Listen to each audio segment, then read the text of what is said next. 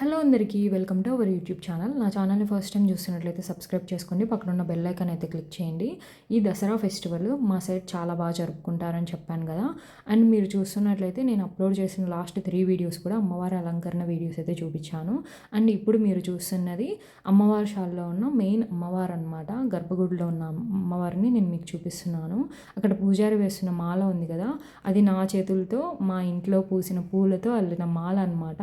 అమ్మవారి దగ్గరికి చేరేసరికి నేను చాలా సంతోషపడ్డాను. అంత రష్లో కూడా నేను అల్లిన మాల అమ్మవారి దగ్గరికి అయితే వెళ్ళింది అని చెప్పి చాలా హ్యాపీ.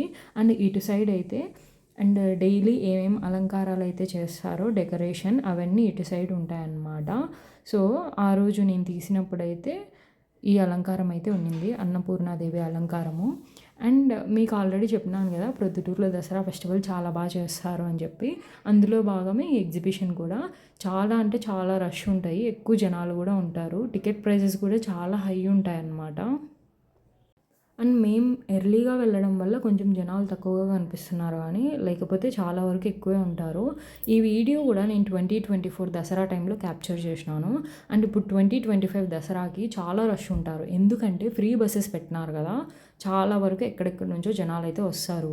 అసలు గ్యాప్ ఉండదని నా ఒపీనియన్. ఈసారి వెళ్ళడం అయితే అస్సలు కుదరదు, వెళ్ళను కూడా నేను. ఎప్పుడైతే జనాలు తక్కువ ఉంటారో అప్పుడే వెళ్తాను. సో అలానే ఎగ్జిబిషన్లో ఉన్న కొన్ని గేమ్స్ అయితే మంచిగా ప్లే చేసినామన్నమాట.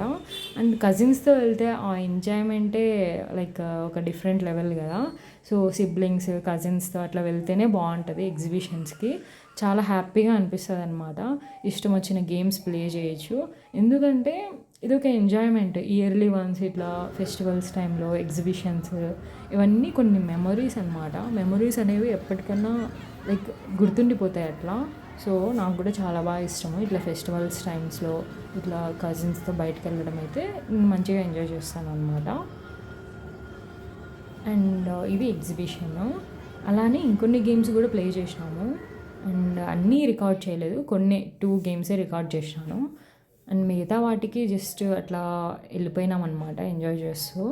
అండ్ ఇవి రింగ్స్ గేమ్ కదా, వీళ్ళ ట్రిక్ ఏందో నాకు తెలియదు, కానీ అసలు పడవు అనమాట.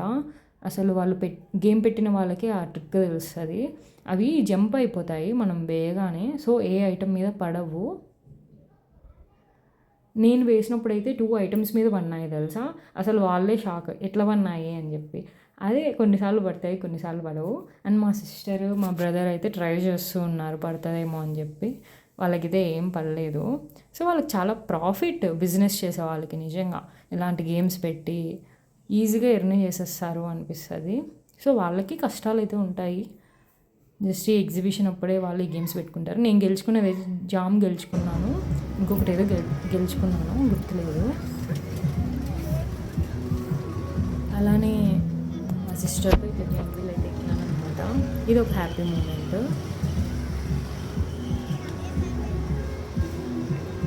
సో పైనుంచి వ్యూ చూపిస్తున్నాను మీ అందరికీ. చాలా గ్రాండ్గానే ఫెస్టివల్ అయితే సెలబ్రేట్ చేస్తారనమాట. సో పండుగలాగా అసలు మొత్తం 10 days అసలు ఎక్సలెంట్గా ఉంటుంది. ప్రొద్దుటూరులో ఎక్కడ చూసినా జనాలే, ఎక్కడ చూసినా షాప్లే, ఎక్కడ చూసినా ఏ ఒకటైతే ఉంటాయన్నమాట. అండ్ ఆ లైటింగ్ ఫెస్టివల్ చూస్తున్నాను.